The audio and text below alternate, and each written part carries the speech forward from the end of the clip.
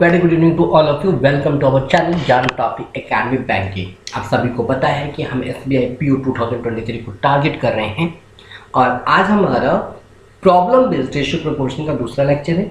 जिन बच्चों ने इससे पहले के वीडियोज़ नहीं देखे हैं, आपसे रिक्वेस्ट है कि आप पहले उस वीडियो को देख लीजिए ताकि आपको प्रॉब्लम करने में कोई ज़्यादा दिक्कतें नहीं आएंगी, आप क्वेश्चंस को रिलेट कर पाएंगे एक दूसरे के साथ। चलिए बढ़ते हैं आज के पहले क्वेश्चन की तरफ। हमारा पहला क्वेश्चन क्या है?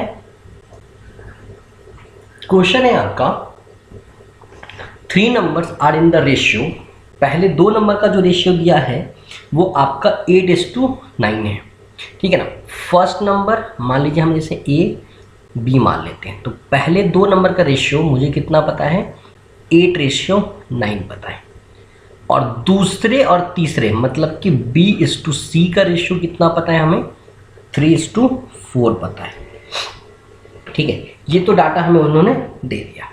अब इसके बाद क्या करना है? अब वो ये कहना चाह रहा है कि पहले तीसरे का मल्टीप्लिकेशन वैल्यू हमें पता है। तो सबसे पहले हमें क्या करना पड़ेगा कि हम इनको पहले एक स्टेज पे लेके आते हैं। एक स्टेज पे लाने का मतलब हम ABC की वैल्यू निकालेंगे। तो ABC कितना हो जाएगा? ये हो जाएगा 8, ये हो जाएगा 9, दैट इज़ 3, दैट इज़ 4। ये 9 है तो ये भी 9 होगा और ये 3 है तो ये भी 3 हो जाएगा। 24, 27, 36। सारी वैल्यू 3 से डिविजिबल है तो सॉल्व कर लीजिए। 8:9:12, ठीक है। अब देखो, according to question first number और थर्ड नंबर का मल्टीप्लिकेशन 2400 है।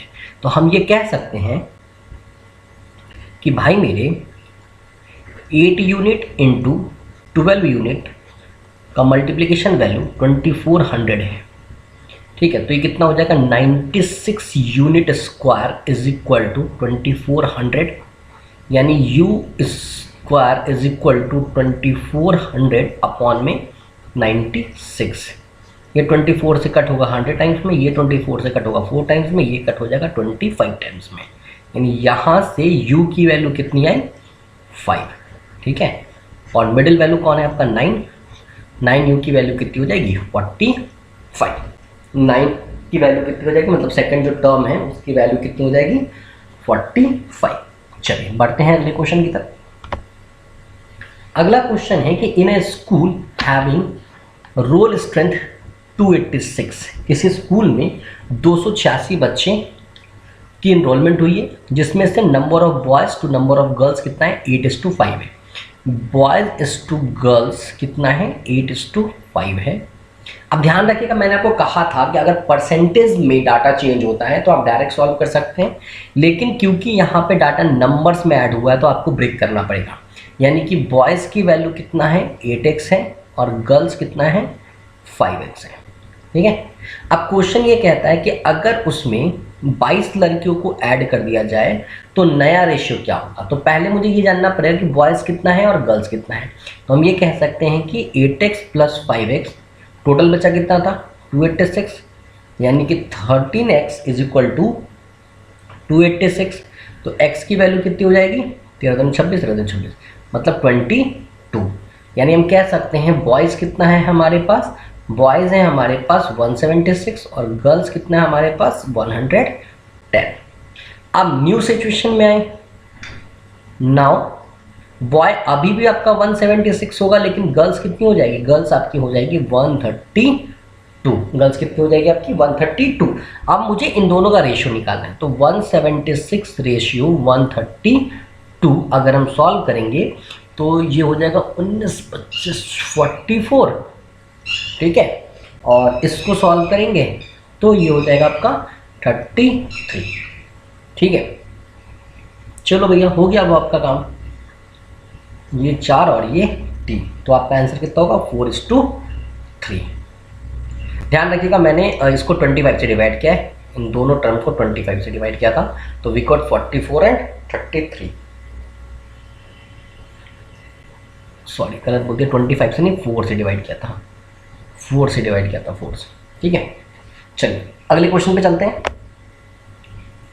अगला क्वेश्चन है कि what number should be added to the term of 7:11 so में 3:4। इस क्वेश्चन में मेरा एक पर्सनल सजेशन आपके लिए रहेगा कि आप इक्वेशन बना के सॉल्व ना करें, ऑप्शन से चेक कर लें। देखो 7/11 है, अगर मैं एक ऐड करता हूँ तो 8/12 हो जाएगा। 8/12 का रेशियो 2:3 होता है। आपको लाना कितना है 3:4, मतलब ये गलत है। 3 ऐड करके देख लीजिए, 7 3 10, 11 3 14। सिंप्लीफाई कर लीजिए, 5:7 होगा, ये भी गलत है। अगला है 5 ऐड कर लीजिए, 7 5 12, 11 5 16। ठीक है, 4 से कटेगा 3 बार में, 4 से कटेगा 4 बार में, 3:4 आपका आंसर होगा। तो the correct answer is what? Correct answer is 5। आप इक्वेशन से जानना चाहते हैं, आप इक्वेशन से बना सकते हैं, लेकिन मेरा पर्सनल सजेशन ये रहेगा कि आप सिंपली इस क्वेश्चन को इस प्रकार से सॉल्व करें। क्वेश्चन में कभी कभी माइनस करके भी पूछता है कि अगर हम सब्ट्रैक्ट करेंगे तो भी आप डाटा को सब्ट्रैक्ट करके रिक्वायर्ड रेशियो पे चेक कर सकते हैं। चलिए अगले क्वेश्चन की तरफ बढ़ते हैं। अगला क्वेश्चन कहता है the student in the classroom are 4:6:9। ठीक है, 3 क्लासरूम में बच्चों की रेशियो वैल्यू कितनी है? 4:6:9। If 12 students are increase in each class, अगर हर एक क्लासरूम में 12 बच्चे बढ़ाए जाते हैं, द रेशियो बिकम 7:9:12। ये 7, ये 9 और ये 12। ठीक है, अब ध्यान दीजिए आप कि अगर मैं किसी भी का रिस्पेक्टिव डिफरेंस निकालूं तो यहाँ भी 3 यूनिट आएगा, यहाँ भी 3 यूनिट आएगा और यहाँ भी 3 यूनिट आएगा। तो हम ये कह सकते हैं कि 3 यूनिट किसके बराबर है? 12 के बराबर है, क्योंकि ये क्वेश्चन में कहा गया कि 12 बच्चे ऐड किए गए। अब क्वेश्चन ये पूछा गया है कि then the total number of students in the 3 classes before the increase is. Increase होने से पहले तीनों क्लास में बच्चे कितने थे? तो ऐड कर लीजिए, 6 4 10, 10 9 19। हमें 19 यूनिट की वैल्यू बतानी है। क्रॉस मल्टीप्लिकेशन कीजिए, यू गॉट 76। आपका आंसर कितना हो जाएगा दोस्तों? आपका आंसर हो जाएगा 76। बढ़ते हैं अगले क्वेश्चन की तरफ। अगला क्वेश्चन है कि 3 utensils contains equal quantity of mixture of milk and water in the ratio of 2:3, 1:4 and 4:1। ये मिल्क, ये वाटर, पहले कंटेनर में 2:3 का रेशियो है, नेक्स्ट कंटेनर में 1:4 का रेशियो है और उसके बाद 4:1 का रेशियो है। If all solution are mixed together then the ratio of milk and water in the new mixture. मैं आपको एक चीज़ यहाँ पे क्लियर कर दूँ, ऐसे तो मैंने कॉन्सेप्ट भी पढ़ा है, लेकिन मैं आपको यहाँ पे क्लियर एक बार और कर देता हूँ। जब भी क्वेश्चन में आपको रेशियोज को मिलाना हो, मिक्सचर को मिलाना हो, तो इस प्रकार लिखने के बाद आप पहले देखिए कि इनकी यूनिट वैल्यू कितनी हो रही है। 2 3 5 ये 5 यूनिट है, 4 1 5 ये भी 5 यूनिट है और 4 1 5 ये भी 5 यूनिट है। ठीक है, अब मैं अगर जनरली बात करूँ तो जो भी वैल्यूज आती है उसका एलसीएम लेना होता है। यहाँ पे तीनों 5 है तो एलसीएम लेने के बाद भी आपको वैल्यू कितनी मिलेगी? 5 यूनिट मिलेगी। ठीक है, अगर अलग आता तो पहले हम सबको सेम करते हैं। यहाँ पे सेम आ रहा है, सबका एलसीएम 5 ही है तो चेंज करने की कोई आवश्यकता नहीं। अब सिंपली आप ऐड कर दीजिए, तो 4 1 5 2 7, 4 3 7 1 और 8। तो आपका आंसर होगा 7:8। आपका आंसर क्या हो जाएगा? 7:8। ऐसे भी क्वेश्चन मैंने लिए हैं जिसमें आपको दिखेगा कि आपको डिफरेंस आता है। आगे बढ़ते हैं क्वेश्चन पे। इस क्वेश्चन में देखते हैं। इस क्वेश्चन में ये कहा है कि 2 कंटेनर्स ए एंड बी, जिसमें एसिड एंड वाटर का रेशियो है 4:5 एंड 5:1 में। एसिड है एंड वाटर है, कंटेनर 4 5 और यहाँ पे 5 1। ठीक है, if both container are mixed in the proportion. अच्छा, कितना प्रोपोर्शन लेना है? 5:2, मतलब इससे 5 यूनिट लेना है, इससे 2 यूनिट लेना है। ठीक है, तो पूछ रहा है कि बताइए जो हम नया मिक्सचर आएगा उसका रेशियो वैल्यू कितना होगा। समझिएगा, सबसे पहले मैंने क्या कहा, इन दोनों को जोड़ के देखो, ये 9 यूनिट हो रहा है, ये कितना हो रहा है? 6 यूनिट हो रहा है। आपका स्टेप क्या था? आपका स्टेप था कि आप इसका एलसीएम निकालेंगे। मैं थोड़ा क्लियर कर दूं, कंफ्यूजन नहीं होना चाहिए, यूनिट लिखा हुआ है ये। ठीक है, यहाँ पे आपको क्या लिखना है? 6 यूनिट लिखना है। इनका एलसीएम निकालिए, 18 यूनिट आएगा, यानी इसमें 2 से मल्टीप्लाई करना पड़ेगा, इसमें 3 से मल्टीप्लाई कर लीजिए, कितना हो जाएगा? 8, ये कितना हो जाएगा? 10, ये कितना हो जाएगा? 15 और ये कितना हो जाएगा? 3।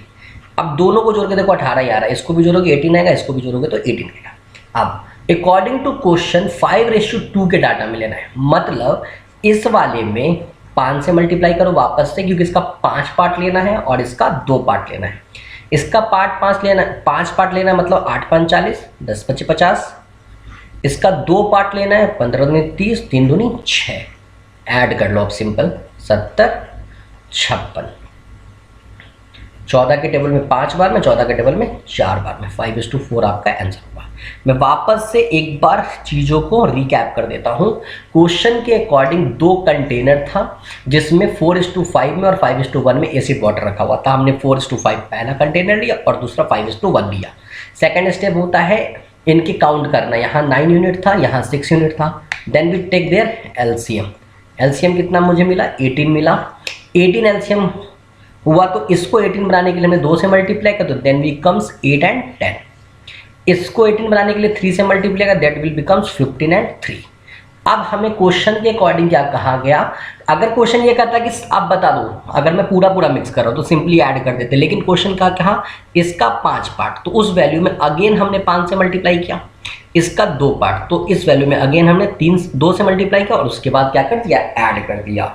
ठीक है, ये बस ध्यान रखिएगा, जैसे जैसे क्वेश्चन कहा है हम वैसे वैसे क्वेश्चंस को सॉल्व कर रहे थे। हमने कुछ भी एक्स्ट्रा एफर्ट्स अपने साइड से नहीं लगाया है, ध्यान रखिएगा। ये क्वेश्चन भी आपका सेम है। देखो क्वेश्चन क्या कहा कि आपके पास टीन और आयरन का रेशियो है। किसका किसका रेशियो है? टीन और आयरन का रेशियो है। ये 1:2 है और ये 2:3 है। तो सबसे पहला काम क्या करना है, यहाँ पे 3 यूनिट है, यहाँ पे 5 यूनिट है। आप सभी को पता है दोस्तों, क्या करेंगे, यहाँ एलसीएम लेंगे। इसका एलसीएम कितना आ जाएगा दोस्तों? 15 आ जाएगा। यानी मतलब इसमें 5 से मल्टीप्लाई करेंगे, इसमें 3 से करेंगे। कितनी वैल्यू आएगी दोस्तों? ये हो जाएगा आपका 5, ये हो जाएगा आपका 10, ये हो जाएगा आपका 6 और ये हो जाएगा आपका 9। ठीक है, अब क्वेश्चन में रेशियो कितने में लेना है? 3:4 में। मतलब इस वाले में 3 से मल्टीप्लाई करना पड़ेगा और इस वाले में 4 से। तो 3 का मतलब 15 और 30, 4 का मतलब 24 और 36, ऐड कीजिए, ये हो जाएगा आपका 39 और ये हो जाएगा आपका 66। अब आप जब सिंप्लीफाई करेंगे दोस्तों, ठीक है, तो आपको क्या मिलेगा? 13, 3 से और इसका 22। तो correct answer is what? 13:22। 13:22। Questions में बस ये करना है, एकदम सिंपल सा तरीका होता है। तो पहला स्टेप, दोनों कंटेनर के रेशियो लिख लीजिए। दूसरा स्टेप, दोनों कंटेनर में मॉलिक्यूल्स को काउंट कर लीजिए या यूनिट को काउंट कर लीजिए। सेम आ रहा है देन इट्स ओके, नहीं आ रहा तो सेम कीजिए बाय कॉन्सेप्ट ऑफ एलसीएम। जब इतना कर देंगे, अगर वो सिंपली ऐड करने के लिए कहा है तो ऐड कर दो। अगर वो बोल रहा है कि किसी प्रोपोर्शंस में निकालना है तो उस प्रोपोर्शंस में उसको क्या करो, मल्टीप्लाई कर दो। ठीक है, चलिए बढ़ते हैं अगले क्वेश्चन की तरफ। ठीक है, अगला क्वेश्चन क्या बोल रहा है? अगला क्वेश्चन बोल रहा है आपका कि एक वेसल है जिसमें 80 लीटर मिल्क है। ठीक है, एक कोई कंटेनर है उसमें 80 लीटर मिल्क है। ठीक है, 8 लीटर उसमें से मिल्क को निकाला जाता है और उसके बाद उसमें उसकी जगह पानी रख दिया जाता है, रिप्लेस्ड बाय वाटर। उसके बाद उसमें क्या किया जाता है, उसकी जगह पानी रख दिया जाता है। ठीक, they again 8 form mixture 8 litre is given again and taken out and replaced by air water. Question क्या कहा, एक कोई कंटेनर है जिसमें अभी प्योर क्या है, 80 लीटर आपका मिल्क है। इसमें से हमने क्या किया, 8 लीटर मिल्क को बाहर किया और इसमें 8 लीटर वाटर ऐड कर दिया। ठीक है, क्वांटिटी में तो अभी भी 80 लीटर होगा, लेकिन अब ये क्या हो गया, मिल्क इज टू वाटर चल रहा।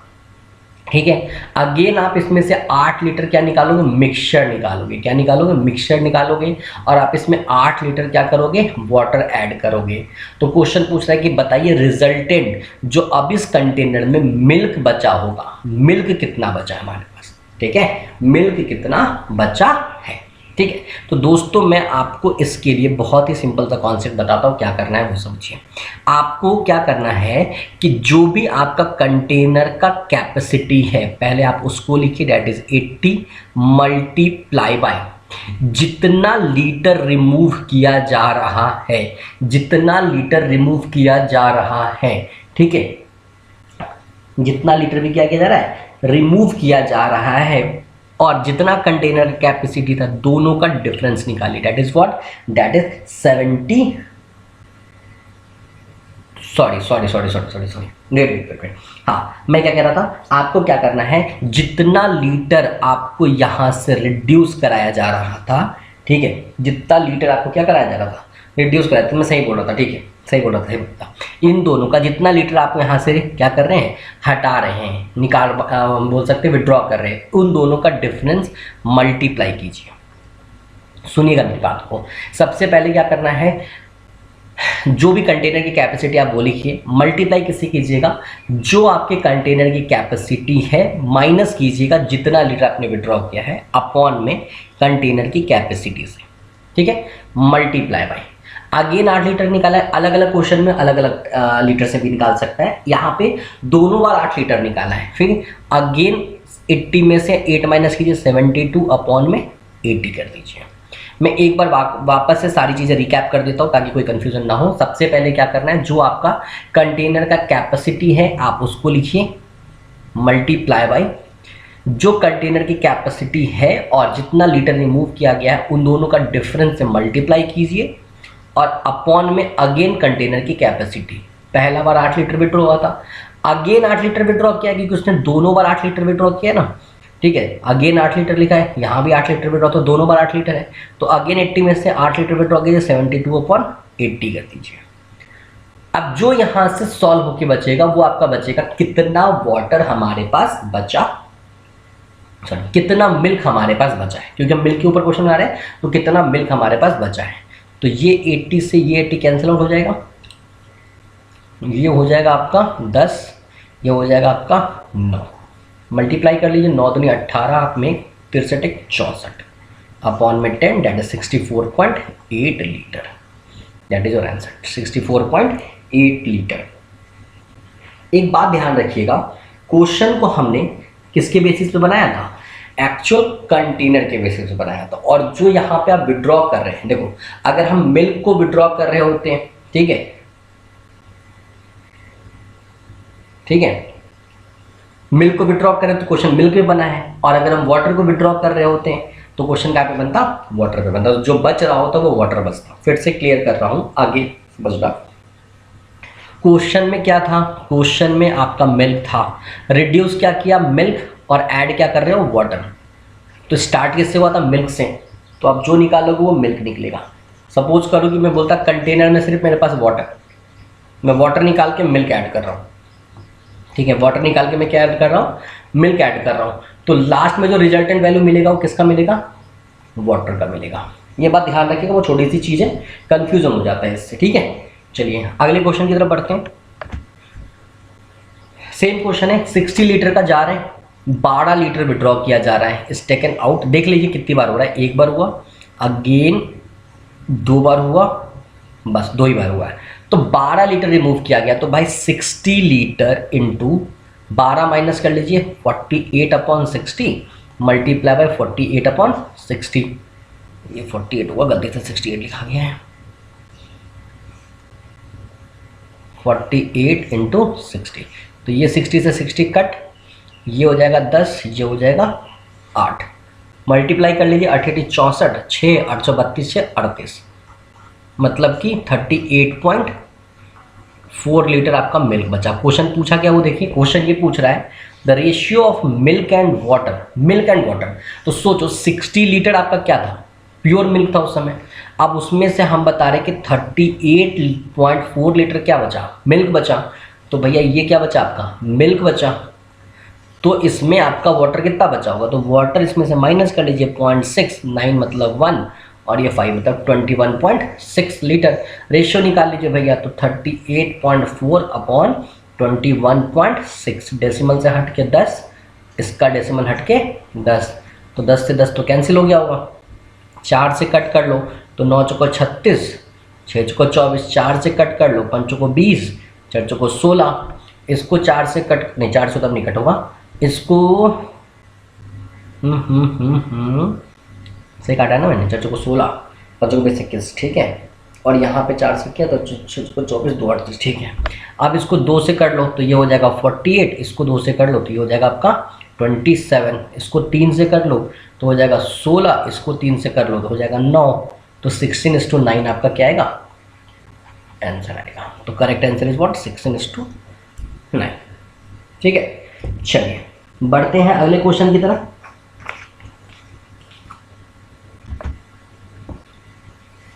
अगला क्वेश्चन है आपका कि the ratio of income to the expenditure of a family, income और एक्सपेंडिचर का रेशियो कितना दिया हुआ 10:7।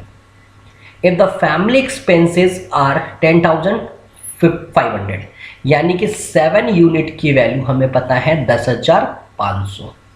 तो पूछ रहा बताइए सेविंग कितना क्या हुआ। तो हमने आपको कल ही पढ़ाया था कि अगर हम इन दोनों के डिफरेंस की बात करें तो वो आपका सेविंग बताता है। तो सेविंग कितना हो गया 3 यूनिट, तो आपको 3 यूनिट की वैल्यू बतानी है।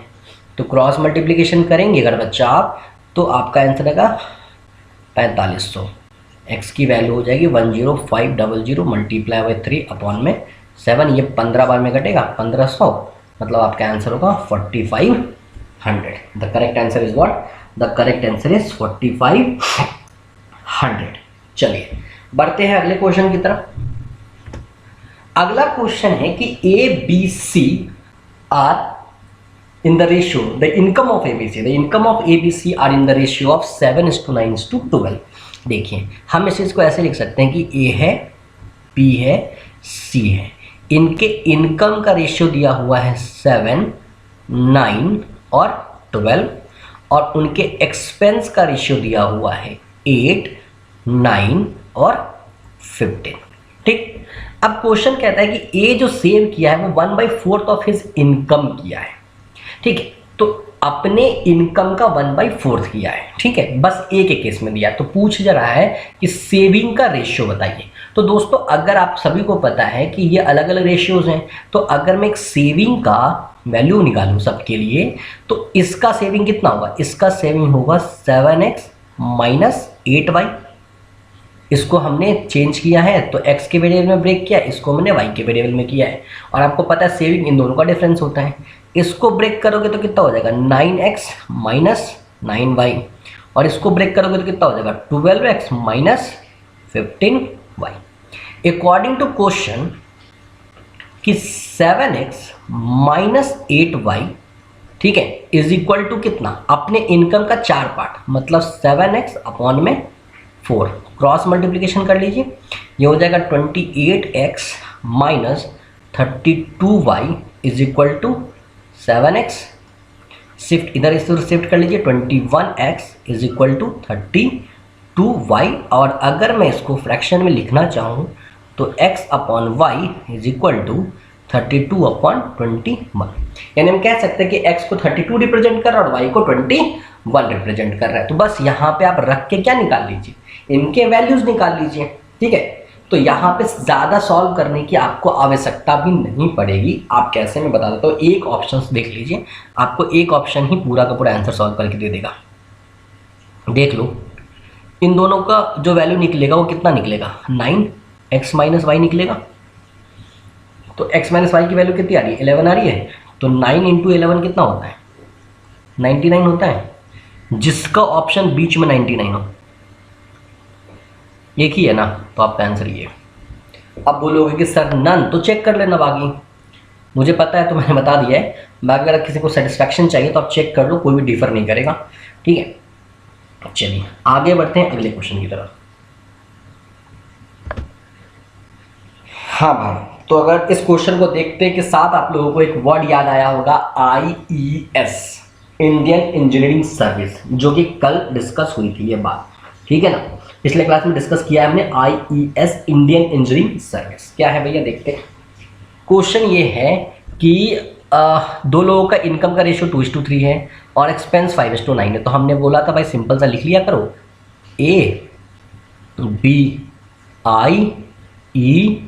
ABIES। यहाँ पे आप लिखोगे 2 3, यहाँ पे लिखोगे आप 5 9, यहाँ पे लिखोगे आप 600 600। तो इनका क्रॉस मल्टीप्लिकेशन वैल्यू निकाल लो तो ये 3 यूनिट आएगा, और इसका क्रॉस मल्टीप्लिकेशन वैल्यू निकाल लो तो ये 2400 आएगा। हो गया आपका काम। आप कह सकते हो कि 3 यूनिट किसके बराबर है, 2400 के बराबर है। तो सब इंडिविजुअल इनकम निकालना है तो भाई किसी एक का भी निकाल लो। 2 यूनिट की वैल्यू कितनी हो जाएगी, ये आपको कितना 1600 हो जाएगा। अगर आप यहाँ से निकालोगे तो 1600 होगा। एक 1600 होगा, एक 2400 होगा, आपका आंसर ये होगा। ठीक है, एक आपका 1600 होगा, दूसरा आपका 2400 होगा, आपका ये आंसर हो जाएगा। चलिए बढ़ते हैं अगले क्वेश्चन की तरफ। सेम क्वेश्चन है, मैं सॉल्व नहीं कर रहा हूँ, आपको सॉल्व करना, बस मैं इक्वेशन लिख के देता हूँ आपको, बस आपको सिमिलरली IES लिख लेना है। ये आपका 5 3 पता है, ये आपके लिए 9 और 5 पता है, ये आपका 1300 है और ये आपका 900 है।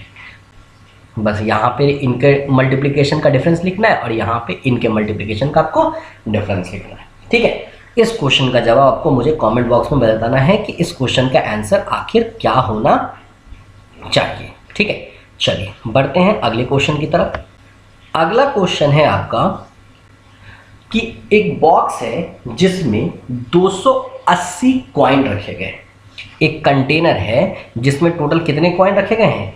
280 कॉइन रखे गए। एक कंटेनर है जिसमें 280 क्या रखे गए हैं? कॉइन रखे गए हैं। ठीक है, अब इस 280 कॉइन में कंडीशन क्या क्या है? आपके पास इसमें 1 रुपये का कॉइन है, ठीक है, 50 पैसे का कॉइन है और 25 पैसे का कॉइन है।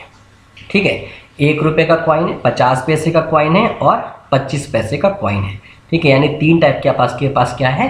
कॉइन्स है। उसके बाद क्या कहता है? रेशियो क्या है? फर्स्ट कॉइन के होने की संभावना 8 है, मतलब 8:4:3 है। ठीक है, ये 3 संभावनाएं रखी गई हैं। ठीक है, अब क्वेश्चन क्या कह रहा है इसके बाद? अब क्वेश्चन इसके बाद कह रहा है कि अगर मान लीजिए इस प्रकार से है तो बताइए कि 50 पैसे के कॉइन की नंबर ऑफ फ्रीक्वेंसी कितनी होगी, मतलब 50 पैसे का कॉइन कितना होगा। अब करना क्या है, देखिए सिंपल, आपको लिख लेना है आपके पास कितने कितने रुपए हैं। 1 रुपया है, 50 पैसा है और 25 पैसा है।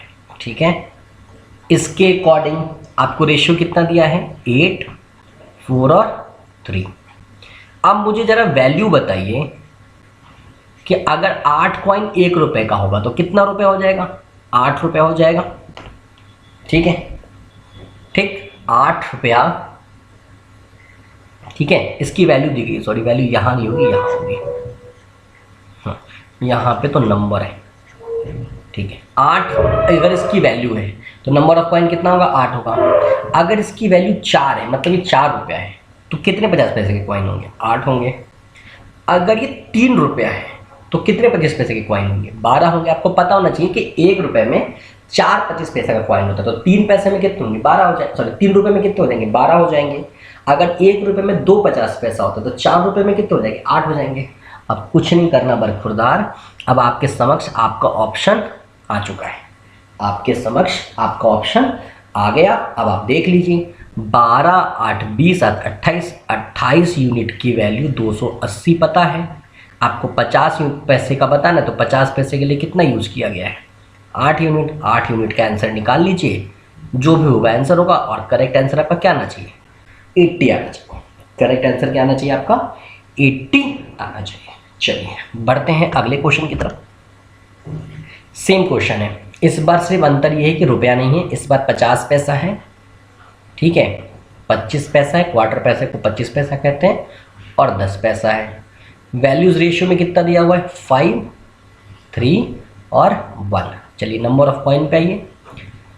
5 रुपये 50 पैसे के कितने कॉइन हो जाएंगे? 50। 3 रुपये 25 पैसे के कितने कॉइन हो जाएंगे? 12। 10 पैसा 1 रुपये में 10 होते हैं, तो भैया आप जोड़ लीजिए 10, 20 और 30, 32 यूनिट की वैल्यू 480 है। किसी एक का भी निकाल लो। तो मैं आपको एक हिंट करूं तो आप एक ही बार में निकाल लोगे। तुम देखो कि आपका आंसर जब भी आएगा तो पहला और लास्ट वाला सेम होना चाहिए। ठीक है, पहला और लास्ट वाला क्या होना चाहिए? सेम होना चाहिए। तो जरा चेक करना, पहला लास्ट वाला अलग है, ये नहीं होगा। पहला लास्ट वाला अलग है, ये नहीं होगा। पहला लास्ट वाला अलग है, ये नहीं होगा। पहला लास्ट वाला सेम ही आंसर ही होगा। इसको छोड़ता हूँ। और वह भी चेक करना तो चेक कर लो, किसी एक का भी निकाल लो। 32 यूनिट की वैल्यू 480 है, तो 10 यूनिट की ही वैल्यू निकाल लो, कितना होगा? क्रॉस मल्टीप्लिकेशन कर लो, 480 गुना 10 बटा में 32, 16 से 2 बार में, 16 से 30 बार में, ये 15 बार में। तो 10 यूनिट की वैल्यू आपकी कितनी आ गई? 150 आ गई। तो भैया ये आंसर आपका क्या था? सही था। तो दोस्तों यहाँ पे आके हमारा रेशियो कंप्लीट होता है। ध्यान रखिएगा, अभी हम आपके साथ इन फ्यूचर वाले क्लास में, मतलब आने वाले क्लास में क्या डिस्कस करेंगे, हम आने वाले क्लास में आपके साथ डिस्कस करेंगे कि प्रोपोर्शन क्या होता है। ठीक है, अगर आपको वीडियो में कहीं पे भी कोई डाउट हो तो प्लीज़ आप कमेंट बॉक्स में अपने डाउट्स पूछ के उस डाउट्स को ख़त्म करें और कॉन्सेप्ट को जितना ज़्यादा हो सके क्लियर और स्ट्रांग बनाएं, ताकि आपको इन फ्यूचर जब आप क्वेश्चंस बनाएंगे किसके, बैंकिंग के प्रैक्टिस सेट के, तो आपको वहाँ पे दिक्कतें नहीं आनी चाहिए।